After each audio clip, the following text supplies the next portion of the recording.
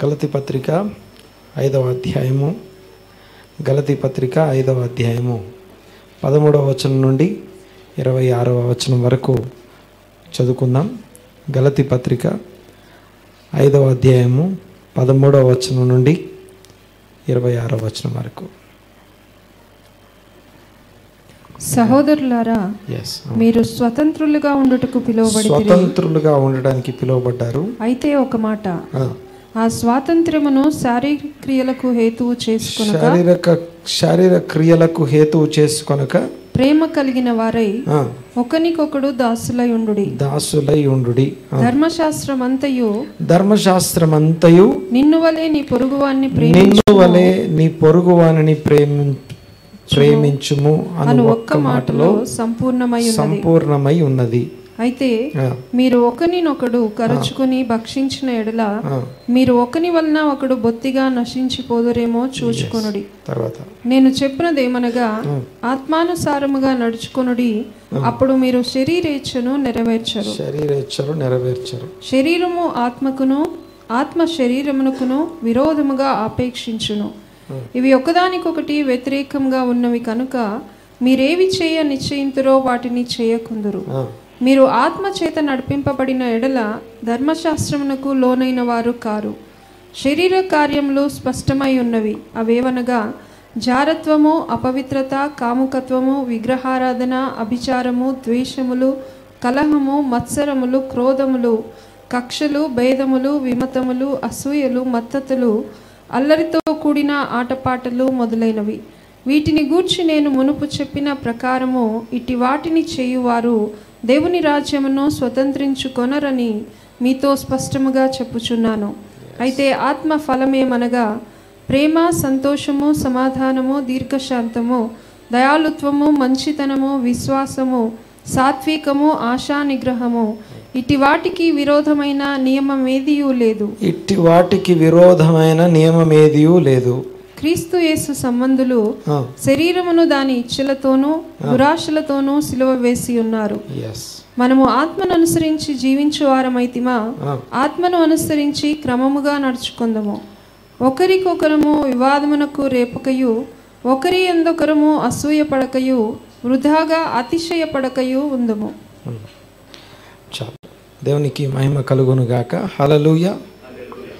ఈ సమయంలో ఈ రోజుకి సంబంధించిన వాక్య భాగాన్ని జ్ఞాపకం చేసుకుంటాం.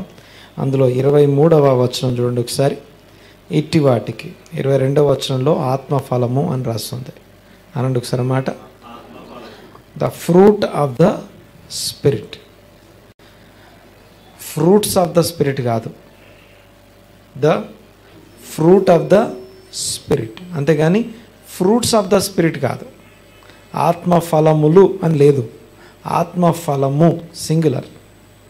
తర్వాత ఆత్మఫలం ఏమనగా ప్రేమ, సంతోషం, సమాధానము, దీర్ఘశాంతం, దయాళుత్వం, మంచితనము, విశ్వాసం, సాత్వికం, ఆశ నిగ్రహం. ఇవి 9 ఆత్మఫలము. 9 ఆత్మ ఫలములు కాదు, ఫలము 1 సింగులర్. తర్వాత ఇంకొకటి ఏంటంటే, ఆ మాట చెప్పిన తర్వాత నెక్స్ట్ వెంటనే ఇంకొక వచనం రాసి ఉంది, 23వ వచనం చూడండి ఒకసారి. ఇట్టి వాటికి విరోధమైన నియమం ఏదీ లేదు. తెలుగులో మనకి ఇట్టి వాటికి విరోధమైన నియమం ఏదీ లేదు అని ఉంది. కానీ ఒరిజినల్ లాంగ్వేజ్లో దాన్ని చూస్తే, ఒకవేళ పౌలు యొక్క పర్స్పెక్టివ్లో చూస్తే దానిలో ఎలా రాస్తుందంటే, ఇట్టి వాటికి విరోధమైన తోర ఏది లేదు అని రాస్తుంది.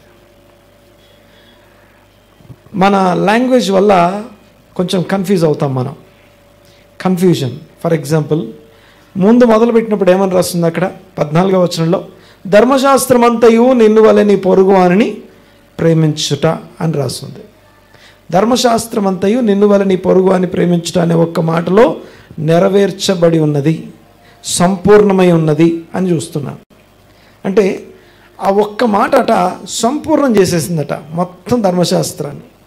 ఆ తర్వాత మళ్ళీ కన్ఫ్యూజన్ పాయింట్ ఏంటంటే, కొంచెం కిందికి వచ్చిన తర్వాత, మీరు ఆత్మానుసారంగా నడుచుకుంటే ధర్మశాస్త్రానికి లోబడిన వారు car.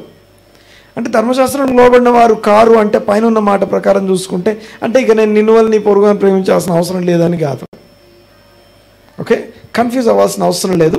But will go through the teaching. ఒక ఉపదేశంలో నుంచి మనం వెళ్దాం.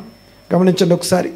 మొదటి మాట, ధర్మశాస్త్రమంతయు నిన్ను వలె నీ పొరుగు అని ప్రేమించుము అనే మాటలో సంపూర్ణమై ఉన్నది. ఇది మొదటి మాట. సెకండ్ మాట, ధర్మశాస్త్రమంతయు the fruit of the spirit అనండి ఒకసారి. అంటే ధర్మశాస్త్రం అంతా ఏం చెప్తుంది అంటే the fruit of the spirit గురించి మాట్లాడుతుంది. ధర్మశాస్త్రం అంతా ఏం చెప్తుంది అంటే the fruit of the spirit. అందరం అనుకుంటాం ఫ్రూట్ ఆఫ్ ద స్పిరిట్ అనేది గలతీ పత్రికలో కొత్త నిబంధనలో ఉంది, పాత నిబంధనలో లేదనుకుంటాం. కానీ అసలు విషయం ఏంటంటే దేవుడు నిన్న నేడు ఏకరీతిగా ఉన్నాడు. ఆయన మార్పు లేనివాడు. ఆయన తన యొక్క స్టాండర్డ్స్ని మార్చుకోలేదు. దేవుడు స్టాండర్డ్స్ని మార్చుకోలేదు. ఆమేన్, హల్లెలూయా, దేవునికి స్తోత్రం కలుగు. దేవుడు తన స్టాండర్డ్స్ని మార్చుకోవట్లేదు, కానీ మనల్ని తన స్టాండర్డ్కి తీసుకొస్తున్నాడు. అయితే విషయం ఏంటంటే గమనించండి. మొదటి మాట గలతీ పత్రిక 3వ అధ్యాయంలో 14వ వచనం చదువుతున్నాం. ధర్మశాస్త్రం అంతయు ఒక్క మాటలో సంపూర్ణమై ఉన్నది, నిన్ను వలె నీ పొరుగు అని ప్రేమించుము. నిన్ను వలె నీ పొరుగు అని ప్రేమించడం అంటే ఏంటి అంటే ఆత్మఫలం ఫలించుట. నిన్ను వలె నీ పొరుగు అని ప్రేమించడం అంటే ఏంటి అంటే రెండో మాట చూసాం, ఆత్మ ఫలము ఫలించుట. అంటే ఆత్మఫలం ఫలించుట అనేది ధర్మశాస్త్రం యొక్క సంపూర్ణత అయి ఉంది. అంటే ధర్మశాస్త్రంలో ఏ మాట చూసినా, ఏ ఆజ్ఞ చూసినా, లేకపోతే ఏది విన్నా, ఏది ధ్యానించినా దాంట్లో మనకు కనపడాల్సిన విషయం, మనం చూడాల్సిన విషయం ఏంటంటే ఆ యొక్క నిన్ను వలె నీ పొరుగు అని ప్రేమించము లేదా ఆత్మఫలము. ఆత్మఫలము అనండి ఒకసారి మాట. ఈ మాట చెప్పిన తర్వాత ఇట్టి వాటికి విరోధమైన తోరా ఏది లేదు. అంటే తోరా అంతా ఇదే ఉంది అని చెప్పబడతా ఉంది. ఇది చెప్పిన తర్వాత ఇక 6వ అధ్యాయంకి వచ్చేసరికి 6వ అధ్యాయం మొదటి 2 వచనాలు చదివేసరికి అక్కడ ఇంకో మాట అర్థమవుతుంది.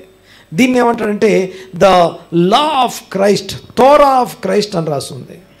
చదవండి ఒకసారి మొదటి 2 వచనాలు, 6వ అధ్యాయం మొదటి 2 వచనాలు. సహోదరులారా, ఒకడు ఏ తప్పిదములోనైనను చిక్కుకుని ఎడల ఆత్మ సంబంధులైన మీలో ప్రతివాడు తానును శోధింపబడుదునేమో అని తన విషయమై చూచుకొనుచు సాత్వికమైన మనస్సుతో అట్టి వానిని మంచి దారికి తీసుకొని రావలను. తర్వాత ఒకని భారములు ఒకడు భరించి ఇలాగు క్రీస్తు నియమమును. This is how we are going to fulfil the Torah of Christ. క్రీస్తు యొక్క తోరా అంటే ధర్మశాస్త్రం అని తెలుగులో మనకు ఉంది. బట్ తోరా అనే మాటకి అర్థం ఏంటంటే ద పేరెంటింగ్ ఇన్స్ట్రక్షన్ అనండి ఒకసారి మాట. అంటే తల్లిదండ్రులు పిల్లలకి ఇచ్చే ఆ యొక్క మాటలు, ఆజ్ఞలు, లేకపోతే కట్టడలు ఉంటాయి చూసారా. ఆ తల్లిదండ్రులు పిల్లలకి ఇచ్చే కట్టడలు ఏవైతే ఉన్నాయో, ఇదిగో ఇలా చేయొద్దు, ఇలా చేయొద్దు, ఇలా చెయ్యి అని చెప్పే మాటలు ఏమంటే వాటిని తోరా అంటాం. దేవునికి స్తోత్రం కలుగును గాక. తోరా ఆఫ్ ద క్రైస్ట్ అనండి ఒకసారి. క్రీస్తు నియమం అనండి గట్టిగా.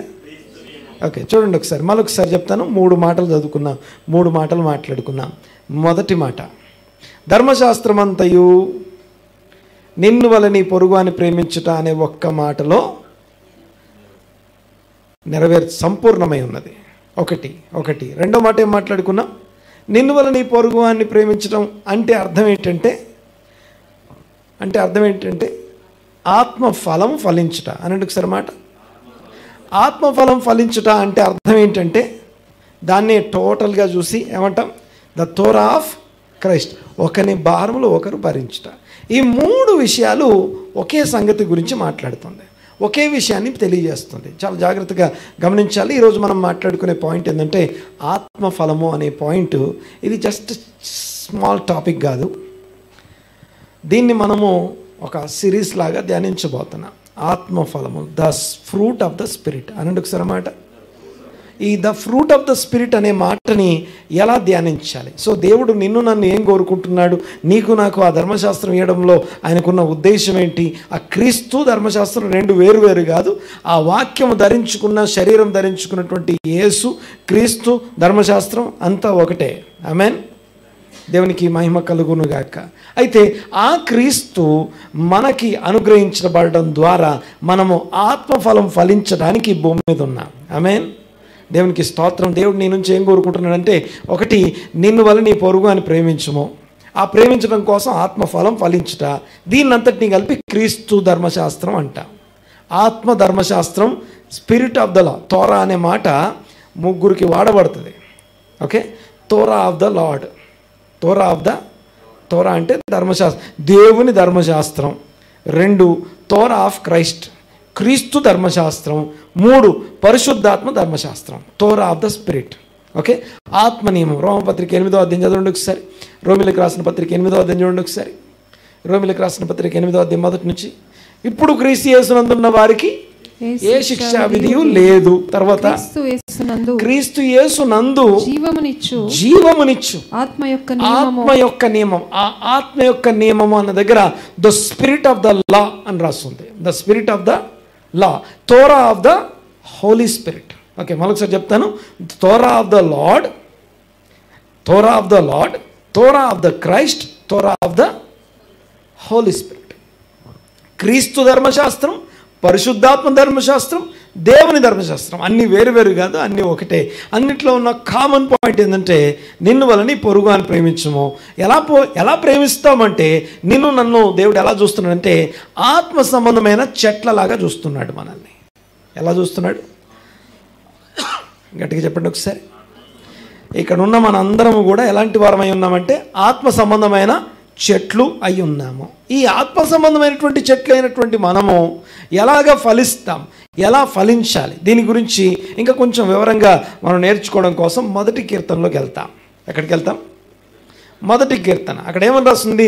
దుష్టుల ఆలోచన చొప్పున నడువక, పాపుల మార్గమున నిలువక, అపహాసకులు కూర్చుండు చోట కూర్చుండక. 3 ఆప్షన్స్ చెప్పి ఈ 3కి నో చెప్పాలి. దుష్టుల ఆలోచన అనండి ఒకసారి. దుష్ట ఆలోచన, దుష్టుల ఆలోచన అంటే పర్సన్ గురించి మాట్లాడుతున్నాడా, చెప్పే ఆలోచన గురించి చెప్తున్నాడా? ఆలోచన గురించి మాట్లాడుతున్నాడా లేకపోతే పర్సన్ గురించి మాట్లాడుతున్నాడా? మరొకసారి, దుష్టుల ఆలోచన అని రాస్తుంది. దుష్ట ఆలోచన, దుష్టుల ఆలోచన. అక్కడ ఆలోచన గురించి మాట్లాడుతున్నాడా, పర్సన్ గురించి మాట్లాడుతున్నాడా? పర్సన్ గురించి మాట్లాడుతున్నాడు. దుష్ట ఆలోచన ప్రకారం నడవకండి అన్నారు అనుకోండి. ఓకే, దేవుడు ఆలోచనని ఎంఫసైజ్ చేస్తున్నాడు అనుకుందాం. దుష్ట ఆలోచన అంటే ఆలోచన గొప్ప చేయబడి, ఆలోచన అంటే పలానా దుష్ట ఆలోచన ప్రకారం నడవకండి అని చెప్పాడు అనుకుందాం. లేదు, దుష్టుల ఆలోచన. సరే, దుష్టుల ఆలోచన. తర్వాత రెండోది ఏంటి? పాపుల మార్గము. పాప మార్గం అనుందా, పాపుల మార్గం అనుందా? అంటే పర్సనా, క్రియనా? పర్సన్. ఓకే, తర్వాత ఇంకోటి ఏంది? అపహాసకులు కూర్చుండు చోట. అపహాసకులు కూర్చుండు చోట అనుందా? అపహాస్యం చేయబడే ఆ అంశం దగ్గర కూర్చోవద్దనుందా? అపహాసకులు, పర్సన్స్ గురించి మాట్లాడు. సరే, ఇక్కడ ఈ క్వశ్చన్కి ఆన్సర్ చెప్పండి ఒకసారి. దుష్టులు ఏ జిల్లాలో ఉంటారు? లేకపోతే దుష్టుల రాష్ట్రం ఏది? లేకపోతే దుష్టుల దేశం ఏదైనా ఉందా? లేకపోతే పాపులు ఉండే జిల్లా ఏదైనా ఉందా? పలానా ఏరియాలోనే పాపులు ఉంటారు, అక్కడికి వెళ్ళకపోతే అయిపోద్ది అనుకుందామా? వినండి ఒకసారి. ఈ మాటలకు అర్థం ఏంటంటే, ఓకే మళ్ళొకసారి, దుష్టుల ఆలోచన చొప్పున నడవక. దుష్టులు అనే మాటకు అర్థం ఏంటంటే ప్రతి మనిషిని దేవుడు 2 ఇంపల్సెస్తో సృష్టించాడు. బోత్ ఇంపల్సెస్ ఏంటి అవి అంటే good impulse and bad impulse. అనండి ఒకసారి కొంచెం గట్టిగా. అంటే evil impulse and good impulse, 2 ఇంపల్స్ని దేవుడు మనలో పెట్టాడు. సో ఇంపల్స్ అంటే స్వభావము లేకపోతే లాగడం అన్నమాట.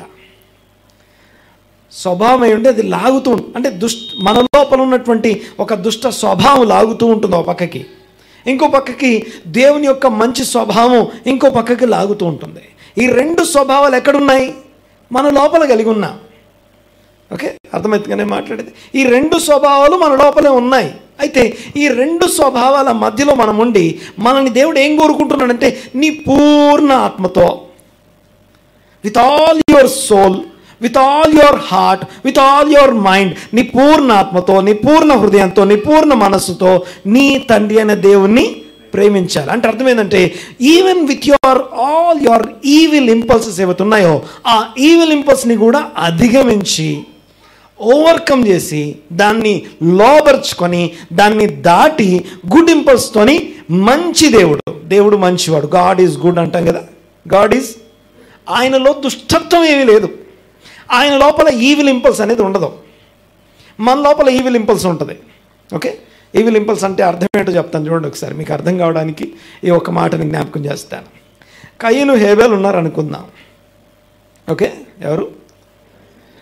దేవుడు కయీను యొక్క అర్పణని అంగీకరించాడు, హేబేలు యొక్క అర్పణని అంగీకరించలేదు. సో ఇప్పుడు ఎవరికి దుష్టత్వం వైపు వెళ్ళే అవకాశం ఉంటుంది అంటే ఏం చెప్తారు మీరు? కయీను యొక్క అర్పణని దేవుడు అంగీకరించలేదు, హేబేలు యొక్క అర్పణని దేవుడు అంగీకరించాడు. అంటే ఒకరేమో ఫేవర్ చేయబడ్డారు, ఒకరేమో అన్ఫేవర్ చేయబడ్డారు. వీళ్ళిద్దరిలో ఎవరు ఎక్కువ దుష్టత్వం వైపు వెళ్ళే అవకాశం ఉంటుందంటే ఏం చెప్తారు మీరు? అంటే దుష్టత్వం ఎవరిని లాగుతుంది, ఎవరిని ఈజీగా పట్టుకోవచ్చు? వాని ఇంపల్స్ వాడిని ఈజీగా పట్టుకుంటుంది. ఈ ఈవిల్ ఇంపల్స్ ఎవరిని పట్టుకుంటుంది ఎక్కువ? కయీనా హేబేల్నా? కయీనా హేబేల్నా? బాగా వినండి ఒకసారి, ఇద్దరికి సేమ్ ఆపర్చునిటీ ఉంటుంది. ఎస్, ఫేవర్ చేయబడ్డాడుగా హేబేలు, ఈవిల్ ఇంపల్స్ అన్నాం అనుకోండి. ఎలాగ తెలుసా? బాగా వినండి ఒకసారి మాట. గర్వపడవచ్చు, అతిశయించవచ్చు, లేకపోతే తనను తాను సుపీరియర్గా ఫీల్ అవ్వచ్చు. అంటే ఆ పర్పస్ని మిస్ అయిపోవచ్చు. సో గర్వము, అహంకారము, ఈ వైపు వెళ్తాం చూసారా, సుపీరియారిటీ ఫీలింగ్ వైపు వెళ్తాం చూసారా, ఇదంతా కూడా ఈవిల్ ఇంపల్సే. హేబేలు కూడా ఎంత ఆపర్చునిటీ ఉందో ఈవిల్ ఇంపల్స్ వెళ్ళడానికి. కయీను, నేను అన్ఫేవర్ చేయబడ్డాను. కయీను ఎలా ఈవిల్ ఇంపల్స్ వైపు వెళ్ళగలడు? ఈవిల్ ఇంపల్స్ అంటే అర్థం ఏంటి? ఇక్కడ చదివాం కదా, శరీర క్రియలు ఏమనగా అవన్నీ ఈవిల్ ఇంపల్సెస్ అనమాట. ఆ ఈవిల్ ఇంపల్స్ అనేది ప్రతి ఒక్కరి లోపల ఉందన్నమాట. అయితే గమనించండి ఒకసారి, కయీను అయితే ఫస్ట్ బాధ, కక్ష, ద్వేషం, అసూయ ఇవన్నీ దాచి ఆఖరికి ద్వేషం, చంపే స్థాయి దాకా ఈయన వెళ్తాడు. ఆయనేమో ఎక్కడి దాకా వెళ్ళగలడంటే ఆ గర్వము, అహంకారము, లేకపోతే అతిశయము, లేకపోతే ఆ సుపీరియర్గా ఫీల్ అవుతూ గర్వించి, అందుకనే నాశనమునకు ముందు నాశనం అయిపోయేదాకా ఆయన వెళ్ళగలడు. సెల్ఫ్ డిస్ట్రక్టివ్గా వెళ్ళగలిగే చాయిస్ హేబేల్కి ఉంది. అవతలని చంపేసి తను నాశనమయ్యేదాకా కయీనుకి ఉంది. సో ఎవరైనా సరే, ఎక్కడున్నా సరే, ఓకే, మీ అందరికీ పత్రాలు అందాయా? అందులో కింద ఒక కొటేషన్ ఉంది, చదవండి ఒకసారి. కొంచెం అప్పుడప్పుడు అవి చూస్తూ ఉండండి.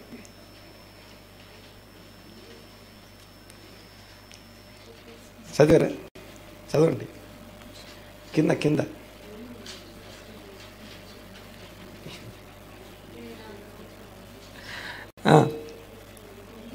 There are no problems. There are no problems, only opportunities to grow. చెట్లలాగా ఎదగడానికి సంబంధించిన అవకాశం ఉంది మనందరికీ. Amen, amen. There are no problems, సమస్యలనే లేవు. ఓకే, నువ్వు ఫేవర్లో ఉన్నా, అన్ఫేవర్లో ఉన్నా, ఏ స్థితిలో ఉన్నా పాడైపోవడానికి, నాశనం అయిపోవడానికి, లాగివేయబడ్డానికి, కింద పడిపోవడానికి అవసరమైన ఈవిల్ ఇంపల్స్ ఎంత పనిచేస్తుందో, నువ్వు బాగుంటానికి, నువ్వు గొప్పగా అవ్వడానికి, నువ్వు దీవించబడ్డానికి, నువ్వు ఆశీర్వాదకరంగా ఉండటానికి అవసరమైనటువంటి గుడ్ ఇంపల్స్ కూడా అంతే పనిచేస్తుంది. మనం దేన్ని చూస్ చేసుకుంటున్నాం అనే దాని మీద అంతా ఆధారపడి ఉంది.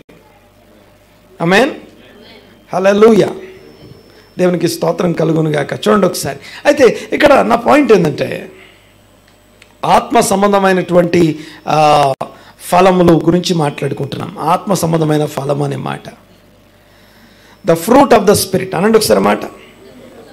ఓకే, ఏమో మాట్లాడుకుంటున్నాం? దుష్టుల ఆలోచన చొప్పున నడవక అనే మాటకు అర్థం ఏంటంటే, a person who is influenced by his evil impulse is called దుష్టుడు, ఈవిల్. ఓకే, హీబ్రూలో రా అంటాం, రా. ఓకే, అంటే ఈవిల్ ఇంపల్స్ చేత నడిపించబడే వ్యక్తిని దుష్టుడు అంటాం. అయితే ఈ భూమి మీద దుష్టులు ఎక్కడ ఉంటారు అని అడిగితే ప్రతి ఒక్కరికి దుష్టత్వం వైపు లాగివేయబడే ఆ దుష్టత్వం వైపు లాగే ఒక సేమ్ ఇంపల్స్ ప్రతి మనిషిలో ఉంది అని చెప్పబడుతుంది. ఓకే, పాపుల మార్గమున నిలువక అని ఉంది కదా. పాపులు ఏ జిల్లాలో ఉంటారు, ఏ రాష్ట్రంలో ఉంటారంటే ఏం చెప్తాం? ఏ భేదమును లేదు, అందరూ పాపం చేసి దేవుడు అనుగ్రహించు మహిమను పొందలేకపోతున్నారు. అంటే అందరూ పాపులే అని చెప్తున్నాడు. బాగా వినండి ఒకసారి. అందరిలో దుష్టత్వం ఉందని తేల్చి పడేసాం. 2, అందరిలో పాపం అంటే అర్థం ఏంటి? ఆజ్ఞ అతిక్రమాన్ని పాపం అంటాం. ఆజ్ఞాతిక్రమం ప్రతి ఒక్కరిలో ఉందని తెలుసుకున్నాం. ఏ భేదములు లేదు, అందరూ పాపం చేశారు. అందరూ పాపం చేశారంటే అర్థం ఏంటి? అందరిలో ఆజ్ఞాతిక్రమం ఉంది అని చెప్తున్నాడు. తర్వాత 3వది అపహాసకులు అనండి ఒకసారి. ఇవి 3 లెవెల్స్. ఇవి దుష్టత్వం అనేది ఈవిల్ ఇంపల్స్ బై డిఫాల్ట్ ప్రతి ఒక్కరిలో ఉంటుంది. ఆజ్ఞాతిక్రమం అనేది దేవుని నిబంధన క్రిందికి వచ్చిన తర్వాత ఆజ్ఞలు వస్తాయి. ఆ ఆజ్ఞల్ని బ్రేక్ చేయడాన్ని ఆజ్ఞాతిక్రమం అంటారు. 3వది ఈ రెండిటికంటే హయ్యెస్ట్, ఇంకా అదేంటంటే మోకరీ, అపహాసించుట.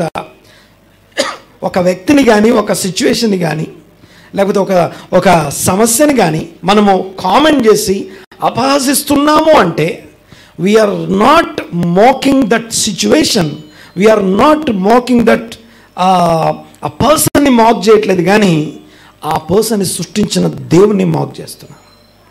అపహాసకులు అంటే కేర్లెస్ అన్నమాట.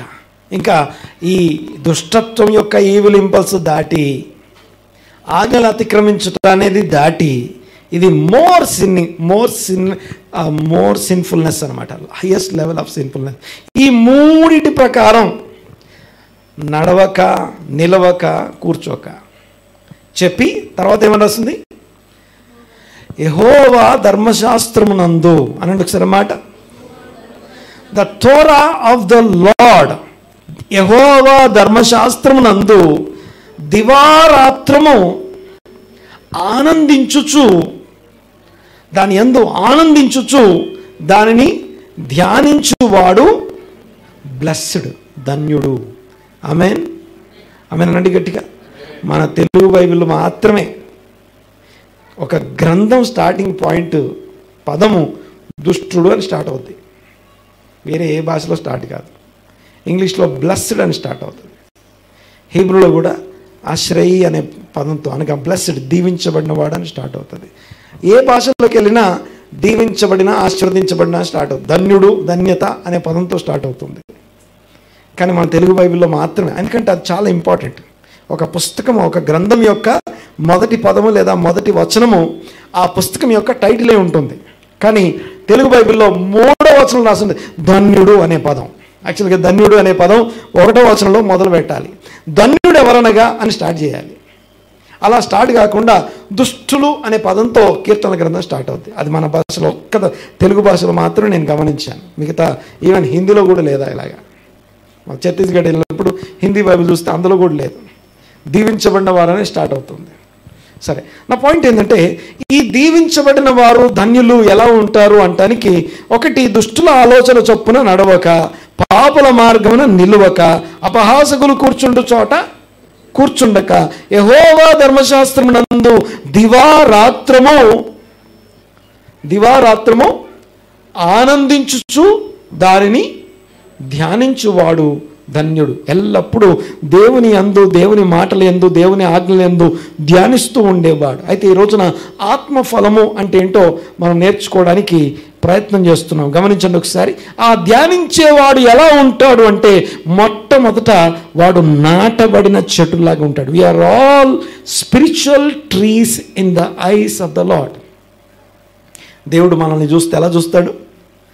ఆత్మ సంబంధమైన చెట్లు అయి ఉన్న మనందరం కూడా ఆత్మ సంబంధమైనటువంటి స్పిరిచువల్ ట్రీస్, ఆత్మ సంబంధమైన చెట్లు అయి ఉన్నాము. ఆత్మ సంబంధమైన ఫలము ఫలించడం కోసం దేవుడు మన నుంచి ఎదురు చూస్తున్నాడు. హల్లెలూయా. రైట్, చూడండి ఒకసారి. ఈ ఆత్మ సంబంధమైన చెట్లు ఎలాగంట? మొట్టమొదటిది ఏంటంట? నాటబడిన చెట్లము. నాటబడిన చెట్టు అనండి ఒకసారి మాట. నాటబడిన అనే మాటకి దాని ఆపోజిట్ వర్డ్ ఏంటి? నాటబడిన అనే దానికి అంటే నాటబడిన చెట్టుకి ఆపోజిట్ ఏంటంటే దానంతట అదే పెరిగిన చెట్టు. Okay, yes you're right. నాటబడిన దానికి ప్లకింగ్ అనేది కరెక్టే. కానీ ఈ చెట్టు ఆ చెట్టుకి తేడా ఏంటంటే అడవిలో చెట్టుకి పార్కులో చెట్టుకి తేడా ఉంటుంది. ఏమండి, అర్థమవుతుంది కదా? అడవిలో చెట్లు ఆటంతట అయ్యే పెరుగుతాయి. అడవిలో త్రోవలు ఉండవు మనకి. ఇక్కడ రోడ్డు వేసి రోడ్డుకి పక్కన అటు ఇటు ఉండడం ఉండదు. ఎక్కడ పడితే అక్కడ చెట్లు ఉంటాయి. కానీ మనము అడవిలోని చెట్ల వంటి వారం కాదు. ఎలాంటి చెట్లు? నాటబడిన చెట్లు. అనంటే ఒకసారి, ఆయన తోటలో, ఆయన ఉద్యానవనంలో నాటబడిన చెట్లై ఉన్నాం. నాటబడ్డాము అంటే మనము వ్యవసాయం చేయబడుతున్నాము అని అర్థం. ఎవరి గురించి రాస్తుంది మాట? యెహోవా ధర్మశాస్త్రమునందు దివారాత్రము ఆనందించుచు ధ్యానించు వాని గురించి రాసిన మాటలు. ఒకటి, ఆ నాటబడిన చెట్టై ఉన్నాము అంటే మనము నాటబడ్డాము ఒకటి. రెండోది ఏంటంటే ఆ నాటబడిన ప్లేస్తో పాటు ఇంకేం జరుగుతుంది మనకి? ఎక్కడ నాటబడ్డామట? నీటి కాలువల ఎవరన్నా నాటబడ్డాం. ఎక్కడ చెప్పాలి ఒకసారి? వీఆర్ ఆల్ స్పిరిచువల్ ట్రీస్ అనండి ఒకసారి. మనందరము ఆత్మ సంబంధమైన చెట్లై ఉన్నాము. చెట్లు ఎలా ఉంటాయి అంటే, చెట్టు పైకి కనిపించే చెట్టు, పైకి కనిపించని చెట్టు, కనబడకుండా రహస్యంలో ఉండే చెట్టు, బయటికి కనిపించే చెట్టు. దాని కొమ్మలు, దాని ఆకులు, దాని ఫలాలు బయటికి కనిపిస్తాయి. అయితే కనిపించినటువంటి రూట్స్ ఏవైతే ఉన్నాయో దానికంటే 70% ఎక్స్ట్రా లోపల, ఆ భూమి లోపల ఉంటుంది. అది కనబడకుండా అంటే ఈరోజు మనం కనబడుతున్నాం, మన ఎమోషన్స్ కనబడుతున్నాయి, మన భాష కనబడుతుంది, మన యొక్క స్వభావం కనబడుతూ ఉంది, మన యొక్క రియాక్షన్స్ కనపడుతూ ఉన్నాయి, మన రెస్పాన్సెస్ కనపడుతున్నాయి. వాటన్నిటికంటే గొప్ప విషయం ఏంటంటే వాటన్నిటినీ కంట్రోల్ చేసేది మన లోపల ఉన్నటువంటి మన స్వభావం. అనగా మన లోపల ఉన్నటువంటి, లోపల కనబడకుండా ఉన్నటువంటి రూట్స్ కలిగి ఉన్నాం మనం. సో ఆత్మ సంబంధమైనటువంటి చెట్లైన వాళ్ళు ఎలా ఎదగాలి, ఎలా ఫలించాలి అనే పదం, ఫలము అనే పదం మాట్లాడేటప్పుడు ఒక అగ్రికల్చరల్ టర్మినాలజీలో ఆయన మాట్లాడేటప్పుడు బైబిల్లో మ్యాక్సిమం 40% బైబిల్ అగ్రికల్చరల్ టర్మినాలజీలో మాట్లాడుతుంది. 40% ఆఫ్ ద బైబిల్ ఎంత? 40% ఈ బైబిల్లో అగ్రికల్చరల్ లాంగ్వేజ్లో మాట్లాడుతుంది. యేసు ప్రభు ఉపమానాల్లో మ్యాక్సిమం ఉపమానాలు ఆ యొక్క అగ్రికల్చరల్ ఉపమానాలు మనం చూస్తాం. దేవునికి స్తోత్రం కలుగును గాక. ఈ అగ్రికల్చరల్ ఉపమానాలు అన్నీ కూడా అంటే ఒక అగ్రికల్చరల్ టర్మినాలజీలో ఎందుకు మాట్లాడుతున్నాడు అంటే మనల్ని ఆత్మ సంబంధమైనటువంటి చెట్లుగా చూపించడం కోసం. ఫలం ఫలించడం. ఇంకోటి సంగతి తెలుసా? ఏ చెట్టుకి సొంత పేరు ఉండదు. ఏ చెట్టుకి సొంత పేరు ఉండదు అంటే ఏంటి? ఒక చెట్టుకి ఏ పేరు ఉంటుంది? ఆ చెట్టు పేరేం పేరు? ఒక చెట్టుకి పేరు ఎలా వస్తుంది? దాని ఫ్రూటే దాని పేరు. మంచి ఫలం ఫలించే చెట్టుని మంచి ఫలాలు ఫలించే చెట్టు అంటాం. సో మనం ఫలించే ఫలము, ఆత్మ ఫలము గురించి మనం నేర్చుకుంటున్నాం. అసలు జస్ట్ ఈరోజు మనం మాట్లాడుకునే జస్ట్ ఇంట్రడక్షన్ మాత్రమే. ఇంకా మనం ముందు నేర్చుకోవాల్సినవి చాలా ఉన్నాయి ఇందులో. ఇప్పటిదాకా ద అట్రిబ్యూట్స్ ఆఫ్ గాడ్ నేర్చుకున్నాం. తర్వాత the ethics of the word నేర్చుకున్నాం. ఎథిక్స్ ఆఫ్ ద క్రైస్ట్ నేర్చుకున్నాం మనం. ఇవన్నీ అయిపోయాయి. ఇప్పుడు ఒక స్టేజ్కి వచ్చాం, ఆత్మ ఫలము నేర్చుకునే పరిస్థితికి వచ్చాం. ఆమేన్.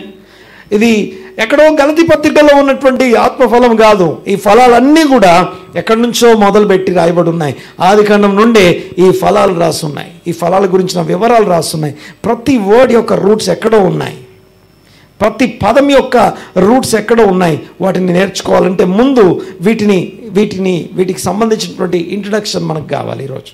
సో ఫలించేవారు అనే మాటకి ఫస్ట్ తెలియాల్సిన విషయం ఏంటంటే యెహోవా ధర్మశాస్త్రమునందు ఆనందించు ధ్యానించేవాడు ధన్యుడు, దీవించబడిన వాడు ధన్యుడు, ఆశీర్వదించబడినవాడు. ఎలా ఉంటాడు అంటే, ఒకటి నాటబడిన చెట్టై ఉంటాడు, రెండు నీటి కాలువల యోరన. కాలువలని తెలుగులో రాస్తుంది, బట్ ఇంగ్లీష్లో కెనాల్స్ అని లేదు, రివర్స్ అని రాస్తుంది. రివర్స్ అంటే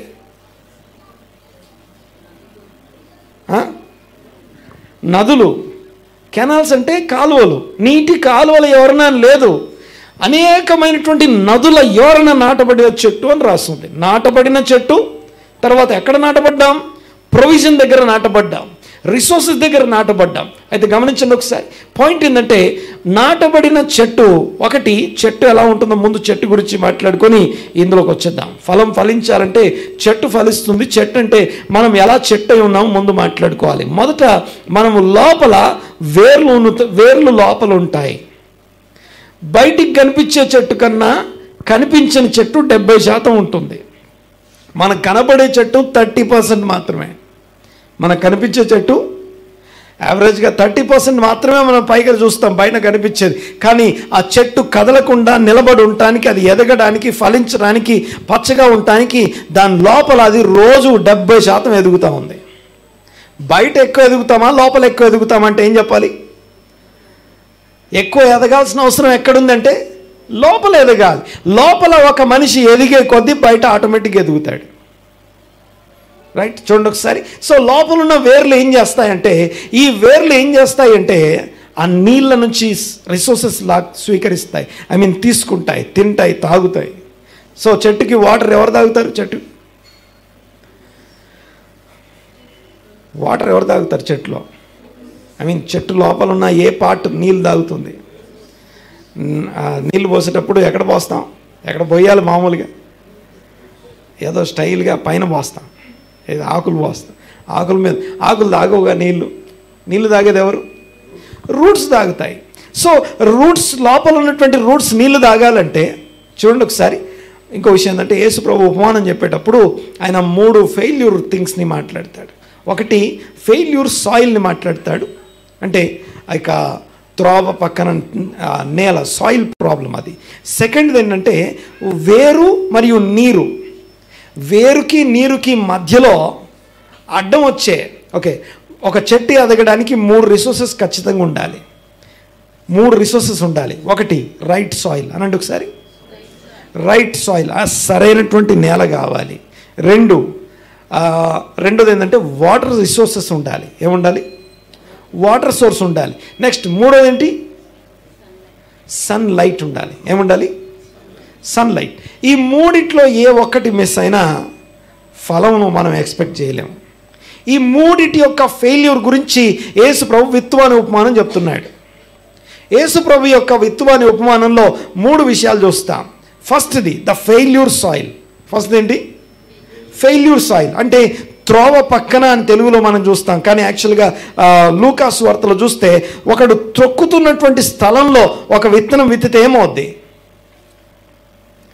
విత్తనము విత్తబడిన తర్వాత ఆ నేలని అందరు నడుస్తున్నటువంటి త్రోవ అనుకోండి, అదేమవుద్ది?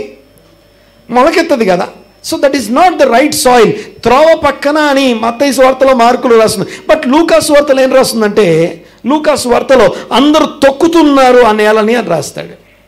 అందరూ తొక్కుతూ ఉన్నారు కనుక ఫలించలే, ఎదగలేదట, ఆ విత్తనం ఫలించలేదట. అయితే పాయింట్ ఏంటంటే మొదటిది the failure of the soil. సెకండ్ది ఏంటో తెలుసా? రాతి నేల అని రాస్తుంది. బాగా వినండి ఒకసారి. రాతి నేల అంటే వేరు నీరు, వేరుకి నీరుకి మధ్యలో అడ్డం వచ్చినటువంటి బ్లాకేజ్. దాన్ని కఠిన మనస్సు, రాతి నేల అంటాం. వేలు అనగా ఇక్కడనేమో యెహోవా ధర్మశాస్త్రం దివారాత్రము ధ్యానించువాడు ధన్యుడు. నీటి కాలువల ఎవరైనా నాటబడ్డాడు అంటే వేళ్ళకు అవసరమైనటువంటి వేర్లు ఎక్కడెక్కడికో వెళ్ళిపోతాయి. లోపల వేర్లు ఎంతో దూరం వెళ్ళిపోయి ఎక్కడి నుంచో అవి ఏం చేస్తున్నాయంటే రకరకాల స్థలాల్లో నుంచి వేర్లు నీళ్ళని లాక్కుంటున్నాయి. అవి నీళ్ళని స్వీకరిస్తున్నాయి, నీళ్ళు తెచ్చుకుంటున్నాయి. అవి ఆ నీళ్ళని తెచ్చుకోవడం ద్వారా గమనించండి ఒకసారి, నీళ్ళు లోపల తాగాలి. లోపల ఎక్కువ ఎదగాలి, లోపల ఎక్కువ ఉంటుంది. లోపల ఎదగాలంటే వాటర్ కావాలి. ఆ వాటర్ సప్లై ఏదైతే ఉందో దాని నీటి కాలువల ఎవరన్నా నాటబడిన చెట్టు అనే దానికి ఈ వేరుకి మరియు నీరుకి మధ్యలో ఒక బ్లాకేజ్ అడ్డం వచ్చింది. దాని పేరు రాతి నేల అని తెలుగులో మనకు రాస్తుంది. బట్ అసలు విషయం ఏంటంటే దాన్ని యేసు ప్రభు ఇంటర్ప్రిట్ చేస్తూ కఠిన మనస్సు అని రాస్తుంది. కఠిన మనస్సు అంటే ఏదో హార్టెడ్ గురించి మాట్లాడట్లేదు. దేవుని వాక్యం అని తెలిసిన, ఇది దేవుని మాట అని తెలిసిన దాన్ని బైపాస్ చేయడం, ఇగ్నోర్ చేయడం, డినై చేసే ఆ మెంటాలిటీ, ఆ మైండ్ సెట్ ఏదైతుందో దాన్ని కఠిన మనసు అంటాం. మరొకసారి, కఠిన మనసు అంటే అర్థం ఏంటి? ఇది దేవుని వాక్యం అని తెలుసు, ఇది దేవుని మాట అని తెలుసు, చెయ్యాలని తెలుసు, తెలిసి చేయకుండా దాన్ని ఇగ్నోర్ చేయడం, డినై చేయడం, బైపాస్ చేయడం ఏదైతుందో దాన్ని కఠిన మనస్సు అంటాం. అదేం చేస్తుందంటే లోపల వేరుకి నీరుకి మధ్యలో అడ్డుగా ఉండి లోపల ఎదగకుండా చేస్తుంది. కాబట్టి ఒకవేళ సూర్యుడు ఉదయించినప్పుడు ఆ మొక్క ఎదగడానికి అవసరమైనటువంటి సప్లై ఇవ్వడానికి లైట్ రిసోర్స్ వచ్చింది, కానీ లోపల వేరు లేనందున అది వాడి వెండిపోయిందని రాస్తుంది. 3 ఫెయిల్యూర్స్ రాస్తున్నాయి అక్కడ. 3 ఫెయిల్యూర్ థింగ్స్ రాస్తున్నాయి. ఒక ఆత్మఫలము అనండి ఒకసారి మాట, the fruit of the spirit. ఆత్మఫలం ఫలించడం కోసం మనకేమేం కావాలి? మనం ఆత్మ సంబంధమైన చెట్లై ఉన్నాం. దేవుని దృష్టిలో మనందరము ఆత్మ సంబంధమైన చెట్లై ఉన్నాం. ఒక చెట్టు ఎదగాలంటే ముందు లోపల రూట్స్ ఉండాలి. ఆ రూట్స్ లోపల 70% రూట్స్ లోపల ఉంటే 30% చెట్టు బయట ఉంటుంది. అయితే లోపల ఎదగాలంటే లోపల నీళ్లు కావాలి. ఆ నీళ్ళ సప్లై, నీటి కాలువ ఎవరన్నా నాటబడిన చెట్టు ఎదుగుతూ ఉంటుంది. అయితే ఈ పాయింట్ ఇక్కడ గమనిస్తే ఈ యొక్క యేసుప్రభు యొక్క ఉపమానం, విత్తువాని ఉపమానంలో ఇక నీళ్ళకి వేరుకి మధ్యలో బండ, రాతి, నేల అడ్డం వచ్చేది. దేవునికి స్తోత్రం కలుగును గాక. ఇక 3rd ఫెయిల్యూర్ ఏంటి? 3వది ముండ్ల పొదలు అడ్డం వచ్చాయని తెలుగులో రాస్తుంది. ముండ్ల పొదలు అని రాస్తుంది. పొదలు అన్న దగ్గర ఈ పొదలు చూడండి ఒకసారి. ఒక చెట్టు ఎదగడానికి 3 రిసోర్సెస్ కావాలి, 3 ఫ్యాక్టర్స్ ఉండాలి. ఒకటి రైట్ సాయిల్, రెండోది వాటర్ సప్లై, మూడోది లైట్ సప్లై. మూడోది ఏంటి? Light supply. బాగా వినండి ఒకసారి, ఏమేమి ఉండాలి? 3. ఒకటి రైట్ సాయిల్, సరైన నేల ఉండాలి. 2 వాటర్ సప్లై ఉండాలి. 3 లైట్ సప్లై ఉండాలి. సరే, మొదటి 2 ఫెయిల్యూర్ చూసాం. సాయిల్ ఫెయిల్యూర్ చూసాం, త్రొక్కబడుతున్నటువంటి నేల సాయిల్ ఫెయిల్యూర్. రెండోది రాతి నేల, నీళ్ళ రిసోర్స్ దొరకకుండా అడ్డుగా ఉండడం. సో మూడోది ఏంటంటే లైట్ రిసోర్స్ రాకుండా ఆపేసే ఏరియా. ఎలాగ ఇది సాధ్యం అంటే దీన్ని మత్తయి, మార్కు, లూకా ముగ్గురు రాశారు. ముగ్గురు 3 వేర్వేరు పదాలు వాడారు. ఏది? ఆ అడ్డుగా ఉండే ఆ ఏరియా గురించి. వినండి ఒకసారి. మత్తయి ఏం రాశాడంటే ధన మోసము అని రాశాడు. ఏం రాశాడు? ధన మోహము అని రాశాడు. ఏం రాశాడు? ధన మోహము అని రాశాడు. మార్క్ ఏమో ధన మోసము అని రాశాడు. ధన మోసము. లూకా ధన భోగము అని రాశాడు. మూడిట్లో కామన్ పాయింట్ ఏంటి? ధనము. ఐహిక విచారాలు, వాళ్ళకుంది, వీళ్ళకుంది, నాకే లేదు. ఓకే, సో ఈ ఐహిక విచారాలు లేకపోతే ధన మోహము, ధన మోసము, ధన భోగము, ఇదట లైట్ రిసోర్స్ని నీ మీదకి నా మీదకి రాకుండా అడ్డుపడుతుందట. వాటర్ రిసోర్స్ బాగానే ఉంది, సాయిల్ బాగానే ఉంది, లైట్ సప్లై లేదు. ఈ 3 డైమెన్షనల్ ఎదుగుదల గురించి దేవుని వాక్యం మనతో మాట్లాడుతుంది. ఒక చెట్టు ఎదగాలంటే, ఆత్మ ఫలం ఫలించాలంటే ఒకటి రైట్ సాయిల్, 2 ఆ యొక్క వాటర్ రిసోర్స్, 3 లైట్ సప్లై. ఈ లైట్ సప్లై సరిగా ఉన్నటువంటి చోట చెట్టు ఎదుగుతుంది. ఈ 3 గమనించండి ఒకసారి. ఇది యేసుప్రభు యొక్క ఉపమానం నుంచి మాట్లాడే విషయాలు. ఈ 3 గురించి మనం చాలాసార్లు మాట్లాడుకున్నాం. దేవునికి స్తోత్రం.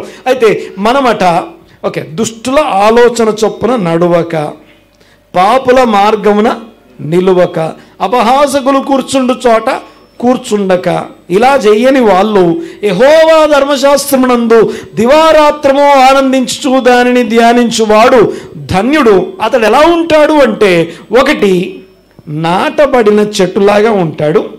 అందుకే యెషయా గ్రంథం 5వ అధ్యాయంలో ఏం రాస్తుందంటే, యెషయా గ్రంథం 5వ అధ్యాయంలో సత్తువ గల నేలలో నిన్ను నన్ను నాటాడట. There is no failure in the land. సత్తువ గల భూమిలో నిన్ను నన్ను నాటాడు అని రాస్తుంది. సత్తువ గల నేలలో ఇశ్రాయేలును నాటిన దేవుడు నిన్ను నన్ను ఎక్కడ పెట్టాలో అక్కడ పెట్టాడు. హల్లెలూయా. సరైనటువంటి స్థలంలోనే ఉన్నాం. ఇంకొక మాట మళ్ళొకసారి ఇందాక చూసినటువంటి ఆ పేపర్లో ఉన్న చిన్న కొటేషన్ చూడండి ఒకసారి. ఆ కింద కనపడుతున్నటువంటి కొటేషన్ చూడండి ఒకసారి. రైట్ ప్లేస్లోనే ఉన్నావు నువ్వు నేను. దేర్ ఆర్ నో ప్రాబ్లమ్స్, సమస్యలు అనేవి లేవు. కానీ ఏమున్నాయట? Only opportunities to grow. అందరికి కనపడుతుంది కదా అమ్మా, ఫస్ట్ పేజ్లో కింద కొటేషన్ గురించి మాట్లాడుతున్నాను. Okay, there are no problems, only opportunities to grow. అనగా మనం ఎదగడానికి సరిపడినటువంటి ఆపర్చునిటీస్. మేలైనా మనకి మేలు చేస్తుంది, కీడు కూడా మనకి మేలు చేస్తుంది. ఆమేన్. దేవునికి స్తోత్రం కలుగునుగాక. సో మనకి మంచిగా అనిపించినవి కూడా మేలు చేస్తాయి. మనకు కొంచెం డిస్కంఫర్ట్ ఇచ్చే విషయాలు ఉండొచ్చు కాక అందులో కూడా మనం ఎదుగుతాం. There are no problems, only opportunities to grow. దేవుడు నిన్ను సత్వగల భూమిలోనే నాటాడు, అందులో రిసోర్సెస్ ఉన్నాయి. ఆమేన్. దేవునికి స్తోత్రం కలుగునుగాక. సరైనటువంటి స్థలంలోనే నన్ను నాటిన దేవుడు. నాటబడిన చెట్లు. తర్వాత ఎక్కడ నాటబడ్డాం? నీటి కాలువల ఎవరన్నా నాటబడ్డాం. రకరకాల రిసోర్సెస్, ఒక్క కాలువ కాదు, ఒక కెనాల్ కాదు, రివర్స్ ఆఫ్ వాటర్స్ అనగా అనేక నదుల ఎవరన్నా నాటబడ్డా. ఒక నది దగ్గర కాదు, అనేక నదుల దగ్గర నాటబడ్డాం. నాటబడిన చెట్టు అని చెప్పిన తర్వాత నెక్స్ట్ ఏం రాస్తుంది? ఆకు వాడక అని రాస్తుంది. ఆకు వాడక అంటే ఎప్పుడు కూడా సన్లైట్ సప్లై అనగా ఆ యొక్క లైట్ సప్లై కింద ఆ చెట్టు ఉంది అని అర్థం. దేవునికి స్తోత్రం. మళ్ళీ చెప్పండి ఒకసారి. రైట్ సాయిల్లో నాటబడ్డాం, రైట్ రిసోర్సెస్ పక్కన, వాటర్ సప్లై పక్కన నాటబడ్డాం. మూడోది లైట్ సప్లై దగ్గర నాటబడ్డాం. 3 ఫ్యాక్టర్స్ మనకు అన్నీ సరిగా ఉన్నాయని చెప్పబడుతుంది. ఎవరి గురించి ఇది? ధన్యుల గురించి. ఎవరా ధన్యులు? యెహోవా ధర్మశాస్త్రమునందు దివారాత్రము ఆనందించుచు దానిని ధ్యానించువారు ధన్యులు. యెహోవా ధర్మశాస్త్రం అంటే అర్థం ఏంటి? నీ ధర్మశాస్త్రం, దేవుని ధర్మశాస్త్రం. ఏంటా ధర్మశాస్త్రము? నిన్ను వలె నీ పొరుగు అని ప్రేమించుము అని ధర్మశాస్త్రం అంతా సంపూర్ణమై ఉందట ఒక్క మాటలో.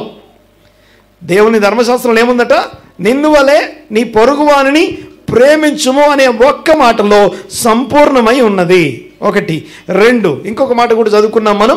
నిన్ను వల్ల నీ పొరుగు అని ప్రేమించు మాత్రమే కాదు, ఇట్టి వాటికి విరోధమైన ద లా, త్వర ఏదీ లేదు. ఎట్టి వాటికి? ఆత్మఫలము. ధర్మశాస్త్రం అంతయు ఆత్మఫలముతో నింపబడి ఉన్నది. ధర్మశాస్త్రం అంతయు దేంతో నింపబడి ఉంది? ఆత్మఫలంతో నింపబడి ఉంది. వేరే ఇంకేం నింపబడలేదు అందులో. దేవుని యొక్క ధర్మశాస్త్రం అంతా నిన్ను వల్ల నీ పొరుగు అని ప్రేమించమని ఒక్క మాటలో నెరవేర్చబడిందట. అదే ధర్మశాస్త్రంలో ఆత్మఫలం మాత్రమే ఉందట. ఇట్టి వాటికి విరోధమైన తోర ఏది లేదంటే, తోరాలో ఇది కాక ఇంకేం లేదని చెప్తున్నాడు ఆయన. తోరాలో ఏమేమి ఉన్నాయట? ప్రేమ గురించి ఉందట, సంతోషం జాయ్ ఆఫ్ ద లార్డ్ గురించి రాస్తుందట, సమాధానం షాలోమ్ గురించి రాస్తుందట, తర్వాత దీర్ఘశాంతం ఇక లాంగ్ సఫరింగ్ అంటాం, భరించడం గురించి రాస్తున్నాడు, దీర్ఘశాంతం కలిగి ఉండడం గురించి రాస్తుందట. తర్వాత దయాలుత్వం ఇక కంపాషన్ గురించి రాస్తుందట, కంపాషన్ కసెడ్ లేకపోతే ఇక గ్రేస్ గురించి రాస్తుందట. తర్వాత చెప్పండి, మంచితనం అనండి ఒకసారి గట్టిగానండి. మంచితనం అనే మాటకి థవ్ అంటాం హీబ్రూలో. ఇక ఆదికాండం 1వ అధ్యాయంలో చూస్తే చాలాసార్లు ప్రతిదినం అది మంచిదని దేవుడు చూస్తున్నాడు, అది మంచిదని, దేవుని దృష్టికి మంచిదైన దాన్ని మంచిదంటాం. ఆ మంచితనాన్ని ఫలించడం గురించి ధర్మశాస్త్రం అంతా రాస్తుందట. తర్వాత విశ్వాసం అంటే యాక్చువల్గా తెలుగులో మనకి విశ్వాసం ఉన్నది, బట్ ఇంగ్లీష్లో ఫెయిత్ఫుల్నెస్ అని రాస్తుంటుంది. విశ్వాస్యత అని అర్థం. అక్కడ ఏమని రాస్తుంది? అక్కడ నమ్మకంగా ఉండడం అన్నమాట. విశ్వాస్యత కలిగి జీవించడం ఎలాగో ధర్మశాస్త్రం మాట్లాడుతుందట. తర్వాత నెక్స్ట్ సాత్వికం అంటే ఇక అనవీం అంటాం, అనగా సాత్వికులు ధన్యులు. సాత్వికం అంటే శ్రమ బాధ అంటే సాత్వికంగా అనగా శ్రమ కోర్చి, బాధ కోర్చి, ఇబ్బంది కోర్చి దేవుని వాక్యమును అనుసరించే విషయంలో వచ్చే ప్రతి శ్రమను తట్టుకునే వాడిని సాత్వికుడు అంటాం. బైబిల్లో సాత్వికులు అనే పదానికి బైబిల్ అర్థం వేరు, బయట మామూలుగా డిక్షనరీలో ఉండే అర్థం వేరు. సాత్వికులు అనే మాటకి బైబిల్లో సాత్వికులు ఎవరు అంటే, ఆ సాత్వికులు లేదా దీన మనస్సు అంటే వాళ్ళు ఎవరు అంటే, దేవుని ఆజ్ఞలు అనుసరించే విషయంలో ఎంత శ్రమ ఎదురైనా, ఎంత కష్టం ఎదురైనా వాటిని అనుసరిస్తూ వెళ్ళే వారిని సాత్వికులు అంటాం. తర్వాత సాత్వికులు, తర్వాత ఆశా నిగ్రహం, సెల్ఫ్ కంట్రోల్, నిగ్రహం గురించి ధర్మశాస్త్రం మాట్లాడుతుందట. లిమిటేషన్స్ గురించి మాట్లాడుతుందట. నన్ను నేను సరిచూసుకుంటూ నిగ్రహించుకోవడం గురించి మాట్లాడుతుందట.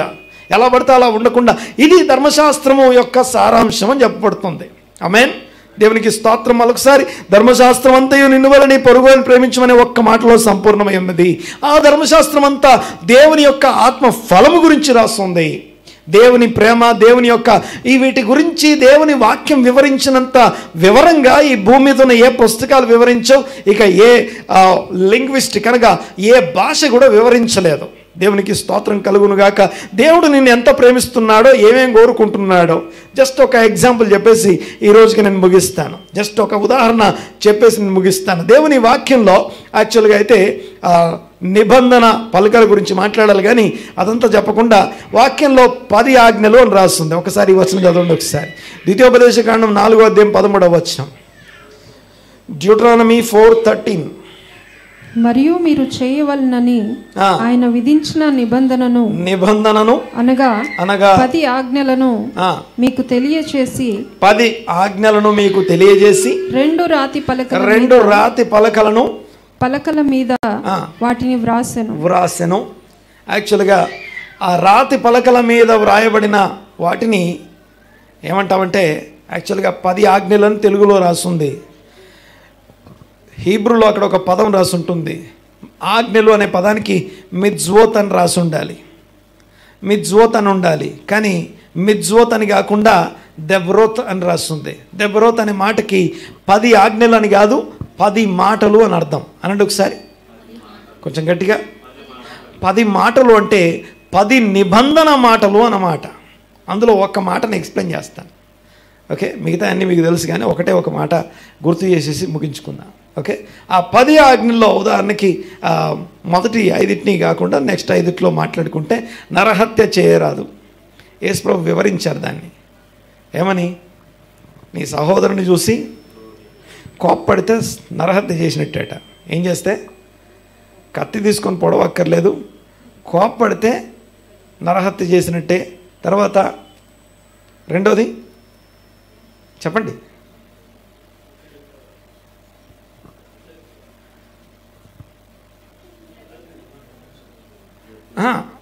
నరహత్య చేయరాదు గురించి. వ్యర్థుడా అంటే ఏం చేసినట్టు?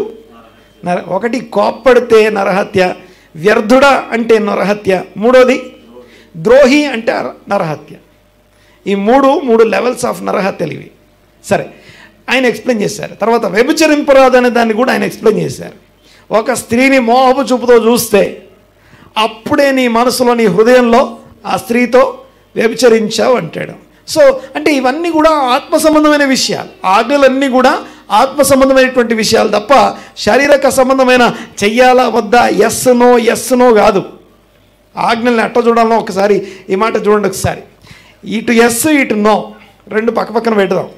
పాస్టర్ గారు ఇవన్నీ కాదు, కానీ అదా ఇదా ఏదో ఒకటి చెప్పండి. ఎస్ చేయాలా నో చేయాలా ఏదో ఒకటి చెప్పండి, మీరు చెప్పింది మేము చేస్తామంటారు. ఎక్కువ థింక్ చేసేంత ఓపిక లేదు, ఎక్కువ ఆలోచించేంత ఓపిక లేదు, వినేంత ఓపిక లేదు మాకు. తినాలా వద్దా, ఎస్ నో. హారిజాంటల్లీ నువ్వు ఎస్ అంటే ఎస్, నో అంటే నో. మీరేం చెప్తే తింటాం పాస్టర్ గారు, మాకు చెప్పండి. తినాలా వద్దా, చెయ్యాలా వద్దా, పోవాలా వద్దా, ఏదో ఒకటి చెప్పండి మాకు, చెప్తాం. చెయ్యొద్దు అన్నాం అనుకోండి, హారిజంటల్ థింగ్స్ ఇవి. అనగా ఇలా ఉంటుంది. అది చెయ్యొద్దు అన్నాం అనుకోని మీరు చేయరు, మీ పిల్లలు చేయరు, మీ ఇంకో 3-4 తరాల దగ్గరికి వచ్చేసరికి ఎందుకంటే మా పాస్టర్ గారు చెప్పారు, ఆయన పెద్ద ఆయన చెప్పారు కాబట్టి మేము చేయట్లేదు. ఎందుకు చేయట్లేదు అంటే మేము ఒక డినామినేషన్ మేము. కానీ ఆజ్ఞ యొక్క ఉద్దేశం అది కాదు. ఆజ్ఞ యొక్క ఉద్దేశం ఎస్ నో కాదు, ఇట్లా కాదు చూడాల్సింది, ఇటు కాదు చూడాల్సింది, పైకి కిందికి. ఆత్మ అక్షరం అనండి ఒకసారి, కొంచెం గట్టిగా మాట్లాడండి. ఆత్మ అక్షరం. అక్షరం చంపుతుంది, ఉట్టి అక్షరాన్ని పట్టుకుంటే చచ్చిపోతాం. పైన ఆత్మ అంటే ఆ అక్షరంలో ఉన్న ఆత్మని పట్టుకోవాలి. దాన్ని ధ్యానించడం గురించి వాక్యం చెప్తుంది. అలా ధ్యానించువాడు యెహోవా ధర్మశాస్త్రం ఆనందించడం అంటే ఆయన ఆజ్ఞల్లో యస్సు నోలుగా చూడాల్సింది. అందులో అక్షరం ఏం చెప్తుంది, అందులో ఆత్మ ఏం చెప్తుంది. Your words are spirit, not just letters.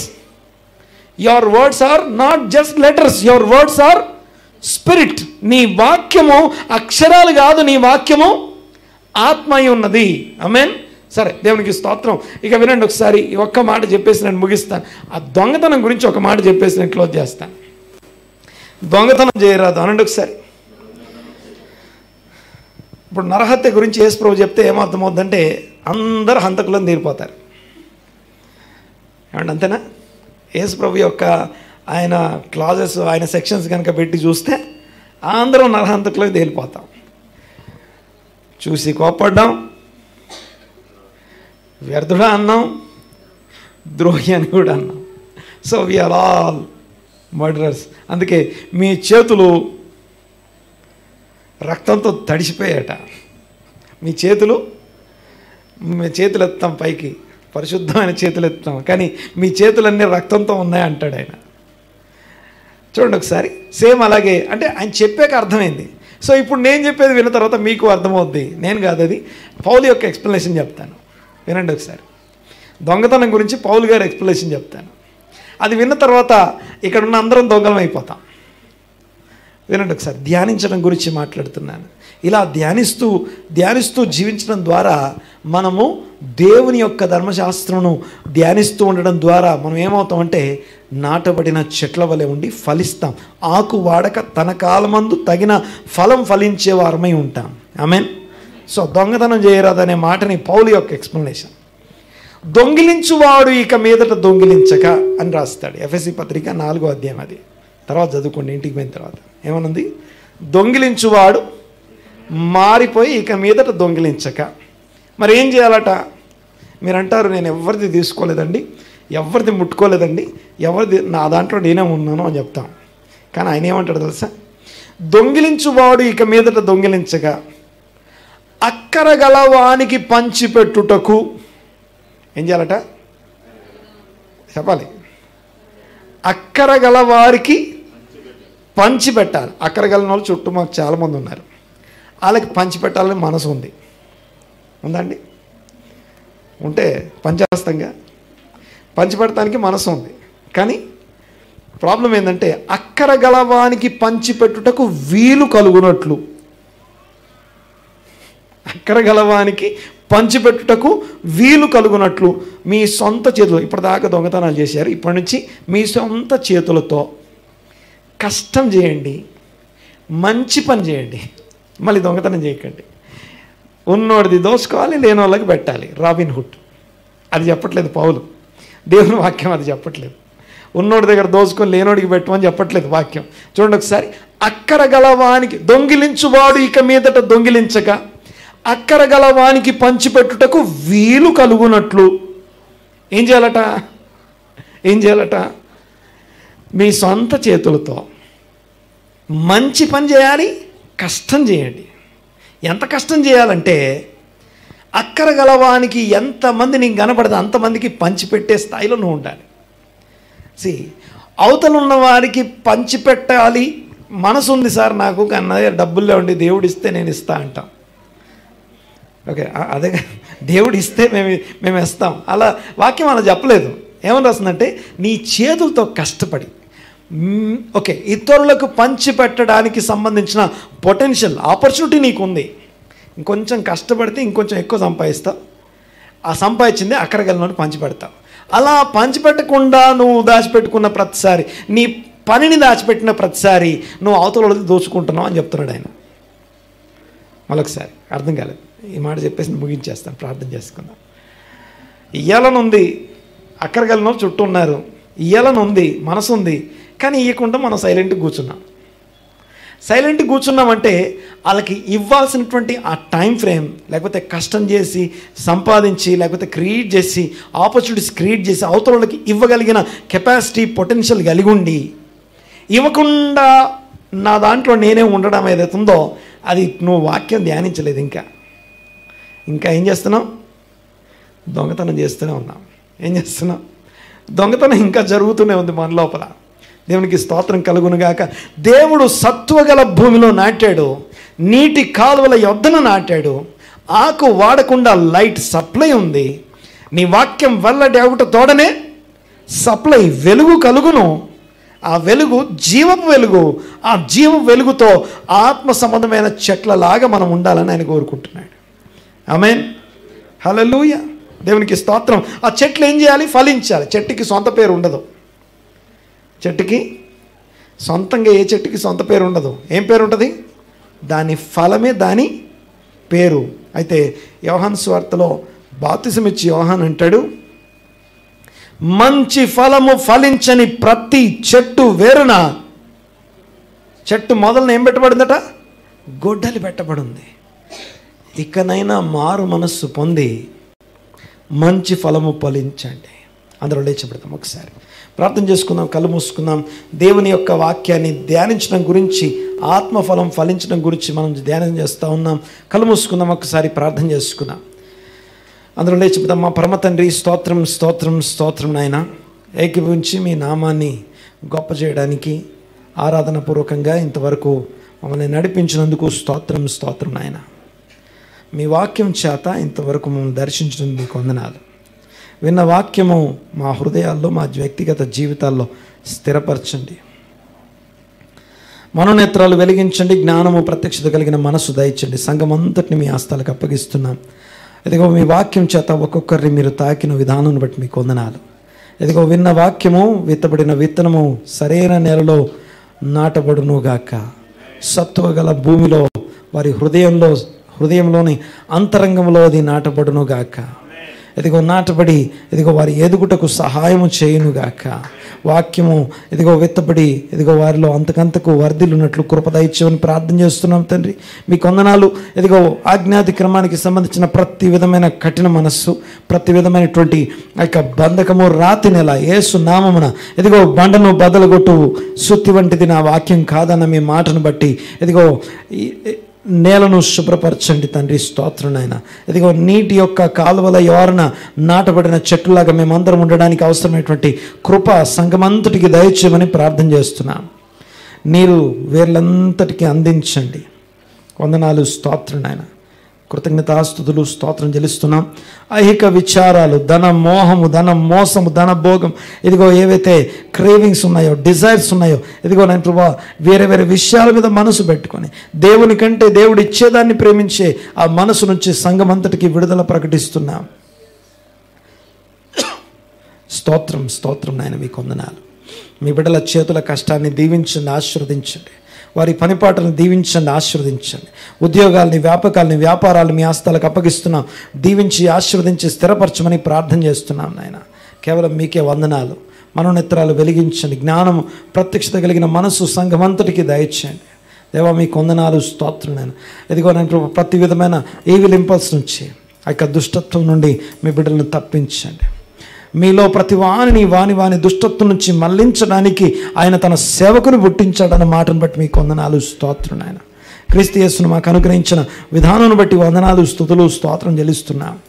కృతజ్ఞతాస్తుతులు, స్తోత్రం నాయన.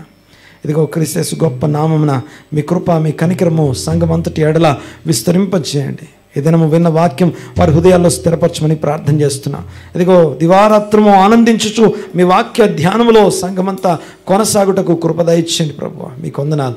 There are no problems, only opportunities to grow అన్న మీ ఆ యొక్క వాగ్దానము మాటను బట్టి స్తోత్రం నాయన.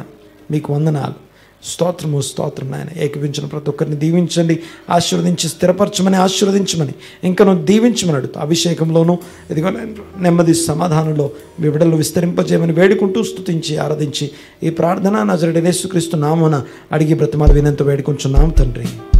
ఆమేన్.